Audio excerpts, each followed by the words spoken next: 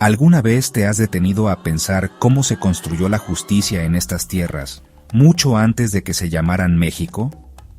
Es un viaje a la mente de civilizaciones que nos dejaron un legado legal tan asombroso que te volará la cabeza. Derecho prehispánico mexicano. Un sistema que, te lo aseguro, te revelará una visión de la ley que nunca imaginaste. Mira a tu alrededor. Estas no son solo piedras, son el eco de civilizaciones que en las profundidades de la selva y las alturas de las montañas forjaron imperios. Mayas, mexicas y otras culturas nos asombran con su arquitectura y su ciencia. Pero hay algo más profundo, algo invisible que sostenía todo: el derecho prehispánico mexicano. No era un conjunto de reglas al azar, era un sistema complejo, una ingeniería social que regulaba cada aspecto de la vida. Desde la familia hasta las complejas relaciones entre ciudades-estado, desde la propiedad de la tierra hasta la resolución de conflictos. Todo estaba perfectamente imbricado. ¿Cómo funcionaba la justicia en un mundo tan diferente al nuestro, pero con principios que, increíblemente, aún resuenan hoy? Te asombraría cuántas cosas siguen vigentes a la fecha. ¿Un juicio prehispánico? No era lo que imaginas. Para entender la esencia de este derecho ancestral, nos centraremos en el corazón de la civilización maya. La investigación de John F. Chuchiak IV, Rich Young y Doris Young, en su obra El Derecho Prehispánico Maya, publicada por el Instituto de Investigaciones Jurídicas de la UNAM en el 2020, nos da evidencia documental acerca de los procedimientos en materia de derecho civil, penal y fiscal entre los mayas yucatecos. Nos revela un panorama jurídico bastante organizado. Aquí no había lugar para la arbitrariedad. Existían procedimientos claros y estructurados para todo: asuntos civiles, criminales, fiscales. La justicia maya no era impulsiva. Se basaba en la presentación de evidencias, en testimonios y sí, incluso permitía apelaciones. Imagínate, desde entonces se consideraban las apelaciones un nivel de desarrollo jurídico comparable a las grandes civilizaciones antiguas. Los conflictos por la tierra, las deudas, los delitos contra las personas o las ofensas comunitarias. Todo se trataba con una seriedad que buscaba no solo castigar. Y escucha esto que se te va a hacer familiar. Esto es clave. Los mayas buscaban la reparación del daño y el mantenimiento de la armonía social. Las decisiones se documentaban en jeroglíficos o códices, demostrando un sistema con memoria y precedentes. En la cultura maya, la justicia era impartida por una red de autoridades según la gravedad del conflicto. Los batabub, gobernantes, resolvían delitos graves como traición, mientras los akines, sacerdotes, intervenían en casos religiosos. Para disputas cotidianas, los akuchkab, líderes de linajes y ancianos, mediaban, buscando compensaciones o trabajos comunitarios. Incluso curanderos y comadronas actuaban en pleitos familiares. Este sistema, más allá de su diversidad, priorizaba la reparación del daño sobre el castigo, reflejando una profunda noción de equilibrio social. No era arbitraria, seguía procedimientos ritualizados, aunque no escritos. Los batabub, gobernantes, y Ajkinob, sacerdotes, resolvían crímenes graves, mientras los Akuchkabob, líderes de linajes, mediaban en disputas cotidianas. Hasta curanderos y comadronas intervenían en pleitos menores, siempre buscando restaurar el Ka'ai, armonía. Las penas, más que castigos, eran actos de reparación. Por robo, el culpable devolvía el doble o era esclavizado hasta saldar su deuda. El adulterio podía terminar en humillación pública o muerte, pero solo si el esposo ofendido lo exigía. Y quien osara profanar un templo enfrentaba el sacrificio. Para los mayas, ofender a los dioses era romper el equilibrio cósmico. Vayamos al sistema jurídico azteca, sistema de justicia que mantenía el orden en sus ciudades. Los mexicas creían que las leyes eran mandatos divinos, establecidos por sus dioses para conservar el equilibrio del universo.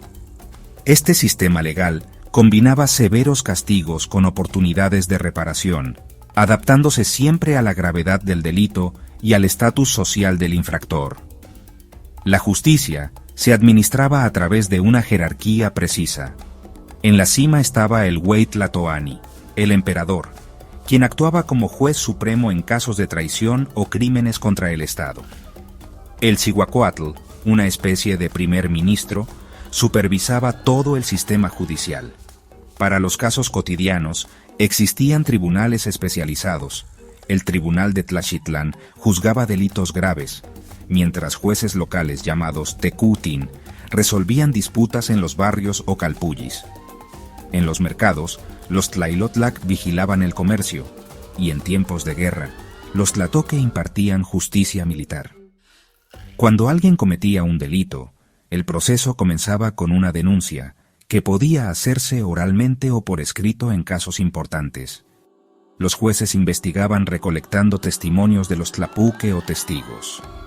En situaciones complejas, se permitía la tortura para obtener confesiones. Las sentencias se pronunciaban públicamente en las plazas o en el Tecpan, el Palacio de Justicia.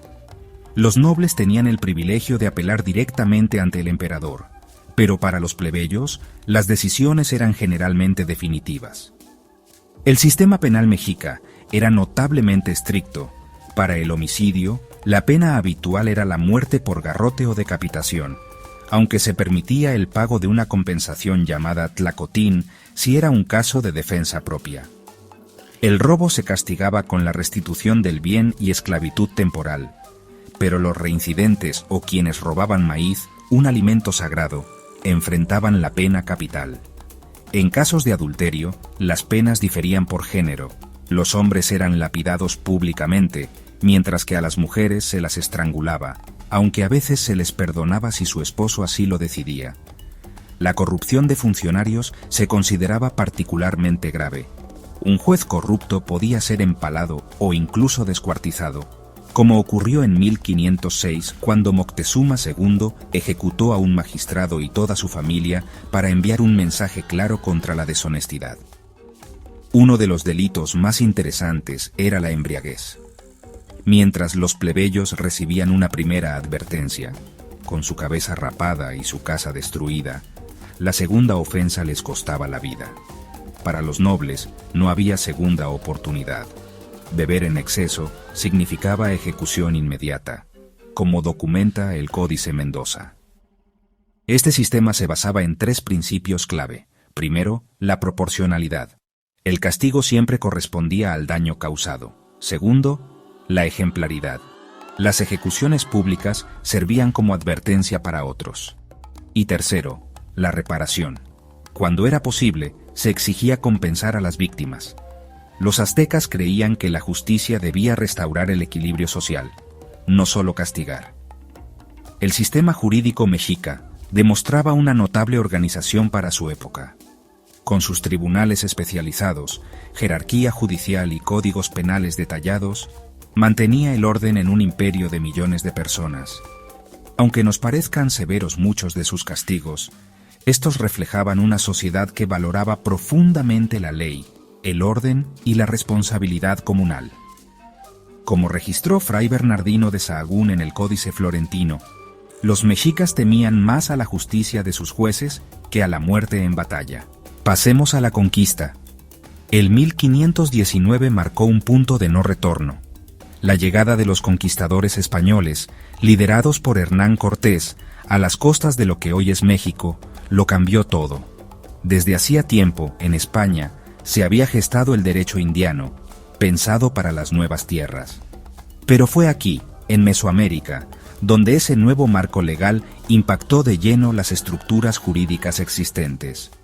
Como bien explica Jorge Alberto González Galván, en su obra El Estado Colonial y el Derecho Real, la colonización jurídica 1492-1810, la imposición de un nuevo orden legal y político fue avasalladora. El derecho real español se superpuso con una fuerza brutal a los sistemas jurídicos prehispánicos, buscando el control absoluto de los territorios y, crucialmente, de sus habitantes. Esto fue más que leyes. Fue un choque brutal de cosmovisiones, ideas distintas de justicia, de propiedad, de autoridad. Las tradiciones jurídicas indígenas, que habían regido por siglos, no desaparecieron. Fueron relegadas, oprimidas, demonizadas. Pero aquí está lo importante. En la resistencia de las comunidades, en el resquicio de sus costumbres, en la memoria colectiva, estas prácticas ancestrales persistieron, latentes, esperando influir en el nuevo orden. Este período sentó las bases de una dualidad jurídica que asombrosamente aún resuena en el México actual. Pero, ¿cómo coexistieron dos mundos legales tan opuestos? Esta transición no fue armónica. Fue una tensión constante, una adaptación forzada. El derecho prehispánico se enfocaba en la reparación del daño, la conciliación, la reintegración del infractor. Priorizaba la armonía social. Pero el derecho colonial llegó con conceptos radicalmente distintos. La propiedad privada europea, con títulos escritos y derechos individuales sobre la tierra, chocó frontalmente con las concepciones comunales indígenas. El sistema penal español, con prisión, trabajos forzados, castigos corporales severos, era muy diferente de las sanciones prehispánicas. Restitución, compensación, humillación pública. Incluso los procedimientos judiciales cambiaron excesivamente, pasando de la palabra de honor a un sistema donde los documentos y el escribano lo eran todo. Este sincretismo, a menudo violento, moldeó el derecho novohispano y sentó las bases de contradicciones que perdurarían. La herencia prehispánica, te lo aseguro, persistiría de formas insospechadas. Tras casi 3 siglos de dominación colonial, el descontento explotó. La búsqueda de una identidad propia subió la guerra de independencia. Esto no fue solo una gesta militar. Fue la gestación de un derecho propio, una ruptura definitiva con las cadenas jurídicas impuestas por la metrópoli. La lucha por la soberanía implicaba crear y aplicar sus propias leyes para responder a las necesidades de una nación que nacía. Líderes como Miguel Hidalgo y José María Morelos, conscientes de la injusticia colonial, buscaron un nuevo marco normativo que garantice la libertad, la igualdad y la justicia. Documentos como los Sentimientos de la Nación de Morelos son el reflejo de este ideal. Soberanía popular, abolición de la esclavitud, equidad ante la ley. Un claro adiós al derecho monárquico español.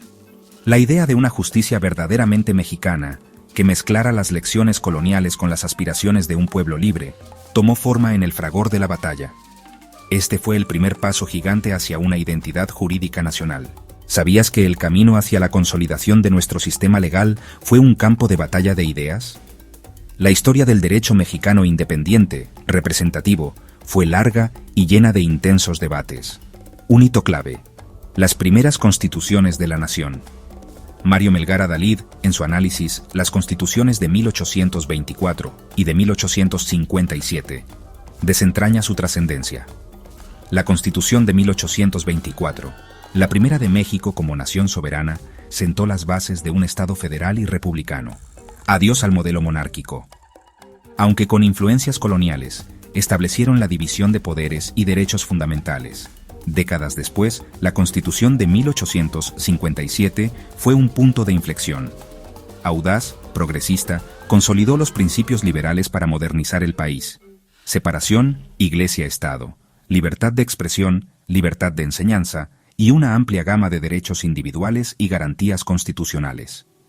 Esta Carta Magna reforzó un Estado laico y democrático, sentando los pilares del derecho constitucional moderno en México. Ambas constituciones fueron esenciales para definir el rumbo jurídico de la nación, buscando igualdad ante la ley, limitación del poder gubernamental y protección de las libertades ciudadanas. Un proceso lleno de desafíos, pero que definió nuestro ser. ¿Y si te dijera que el eco del derecho prehispánico aún resuena en nuestros tribunales modernos? Es sorprendente cómo, a pesar de la sustitución formal de su sistema legal, el espíritu y los principios esenciales del derecho prehispánico no desaparecieron. Persistir, sutilmente, en nuestra cultura y en la evolución del derecho nacional. Conceptos como la conciliación y la mediación, prácticas inherentes a las culturas prehispánicas para resolver conflictos, han resurgido. Hoy son clave en la justicia alternativa mexicana contemporánea. Ya no es solo un juicio, ahora se busca que las partes lleguen a acuerdos, que se repare el tejido social. La reparación del daño a la víctima, más allá del simple castigo al infractor, era una piedra angular prehispánica, una filosofía que hoy cobra renovada importancia en las reformas legales modernas, priorizando la indemnización y la restitución a los afectados. ¿Y qué decir del respeto a la propiedad comunal de la tierra, profundamente arraigado en las sociedades indígenas? Hoy se refleja en leyes agrarias específicas y en la protección de los derechos de los pueblos originarios. El derecho prehispánico no es solo historia, es una influencia viva que moldea, de formas inesperadas, el rostro de la justicia en el México actual. La riqueza cultural de México es un testimonio palpable de su compleja historia. Pero, ¿quiénes son los guardianes de estas tradiciones legales ancestrales? Las comunidades indígenas, herederas directas y guardianas vivas de las civilizaciones prehispánicas. Estas comunidades no solo mantienen vivas sus lenguas, cosmovisiones y rituales, sino también sus propias tradiciones y formas de organización social, incluyendo, crucialmente, sus sistemas de justicia consuetudinaria. Sistemas transmitidos de generación en generación, que rigen la convivencia interna, la resolución de disputas y la aplicación de sanciones según sus usos y costumbres ancestrales. El reconocimiento de estas formas de derecho, a menudo orales y basados en el consenso, dentro del marco legal mexicano, es un desafío constante y una oportunidad invaluable.